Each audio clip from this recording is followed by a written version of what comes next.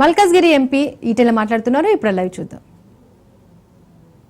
సబ్కా ప్రయాస్ అని అయితే అంటుండో ఇవాళ రాష్ట్రాల అభివృద్ధిలోనే దేశ అభివృద్ధి ముడిపడుతుందని చెప్పి మోడీ గారు భావిస్తుండో ఇక్కడ కూడా మోడీ గారి నాయకత్వంలో భారతీయ జనతా పార్టీ అధికారానికి వస్తేనే సాధ్యమైందని చెప్పి భావిస్తా ఉన్నారు.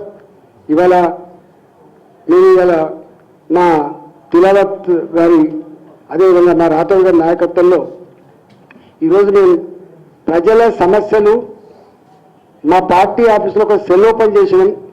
రోజు ఒక ఎంపీ గారు ఎన్నికల కూర్చుంటారని చెప్పి ఇక్కడ ఓపెన్ చేసుకుంటే అందరూ వచ్చి చెప్తున్న మాట ఏంటంటే సమస్యలు చెప్పడంతో పాటుగా వాళ్ళు చెప్తున్న మాట, అన్నా మీరు ఇట్లనే పనిచేయండి, గొప్పగా మీరు ముందుకు పోండి, వచ్చే సర్కారు మనదే, భారతీయ జనతా పార్టీ నాయకత్వంలోనే తెలంగాణ చల్లగుంటుంది, తెలంగాణ అభివృద్ధి చెందుతుంది, తెలంగాణ మళ్ళీ దేశంలో గొప్ప రాష్ట్రంగా సంతరించుకుంటుందని చెప్పి మాట్లాడుతున్నారు.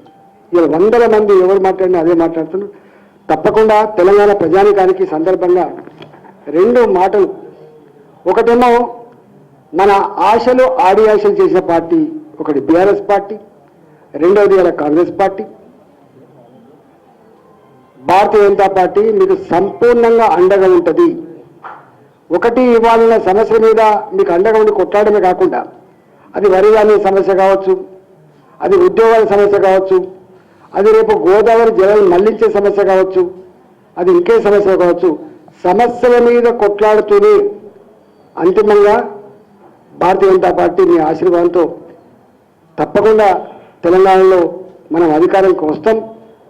ఇవాళ ఈ అప్పుల ఊబిలో కూరుకుపోయినాం, ఆత్మవిశ్వాసంతో బతికే ఇవాళ దిగాలు పడ్డ తెలంగాణకు ఒక మంచి దిక్సూచిగా భారతీయ జనతా పార్టీ మీకు అండగా ఉంటుందని చెప్పి ఈ సందర్భంగా తెలియజేస్తా ఉన్నాం.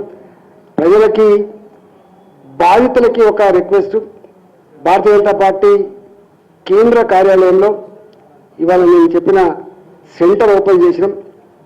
అది ఉద్యోగాల్లో జరిగిన అవకతవకలు కావచ్చు, భూముల అక్రమ లేఅవుట్లు కావచ్చు, అక్రమంగా రియల్ ఎస్టేట్ మాఫియాలు చేస్తున్న దోపిడీ కావచ్చు, ప్రభుత్వ అండదండలతో అనేక రకాల దుర్మార్గాలు కావచ్చు, ఇవన్నిటి మీదతో పాటుగా అభివృద్ధికి సంబంధించిన విషయాల్లో కూడా మాకు మీరు ఏమైనా సమస్యలు ఇస్తే తప్పకుండా మేము అప్పటికప్పుడు చేయాల్సిన పనులు పరిష్కరిస్తాం. ప్రభుత్వాన్ని నివేదించే ప్రయత్నం చేస్తాం, అవసరమైతే కొన్ని సమస్యల మీద కొట్లాడే ప్రయత్నం చేస్తామని చెప్పి తెలియజేస్తూ, మీరు 11 గంటల నుంచి 1 గంట వరకు ఇది నిరంతరం కొనసాగుతుంది కాబట్టి మీరు దాన్ని ఆ సౌకర్యం వాడుకోవాలని చెప్పి నేను విజ్ఞప్తి చేస్తా ఉన్నాను.